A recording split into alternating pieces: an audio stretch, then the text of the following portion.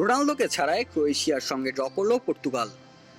UEFA Nations লিগের Robert লেভানডস্কির পোল্যান্ডকে 5-0 গোলে উড়িয়ে দেওয়ার পর ক্রোয়েশিয়ার বিপক্ষে রোনালদোকে বিশ্রামে রেখেছিল পর্তুগাল, কিন্তু দলের সেরা তারকার অনুপস্থিতিতে জয় পাওয়া সম্ভব হলো না। লিগ এ এর গ্রুপ 1-এর ম্যাচ শেষে ক্রোয়েশিয়ার বিপক্ষে 1-1 গোলে ড্র করেছে পর্তুগাল। ম্যাচের 33 মিনিটে জোয়াও ফেলিক্সের গোলে এগিয়ে যায় পর্তুগাল, তবে 65 মিনিটে কোয়াড ডিফেন্ডার ইউয়েস্কো গাভার্দিওলের দুর্দান্ত গোলে সমতায় ফেরে ক্রোয়েশিয়া। এই ড্রয়ে পর্তুগালের শীর্ষস্থানে কোনো প্রভাব পড়েনি। 6 ম্যাচে 14 পয়েন্ট নিয়ে তারা গ্রুপের 1 নম্বর দল হিসেবে এগিয়ে রয়েছে। সমান ম্যাচে 8 পয়েন্ট নিয়ে ক্রোয়েশিয়া দ্বিতীয় এবং স্কটল্যান্ড 7 পয়েন্ট নিয়ে তৃতীয় অবস্থান রয়েছে।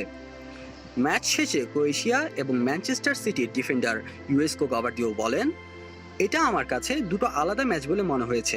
প্রথমার্ধে আমরা ক্লান্ত ছিলাম এবং পরিবর্তনের প্রয়োজন ছিল, তবে দ্বিতীয়ার্ধে আমরা অনেক ভালো খেলেছি।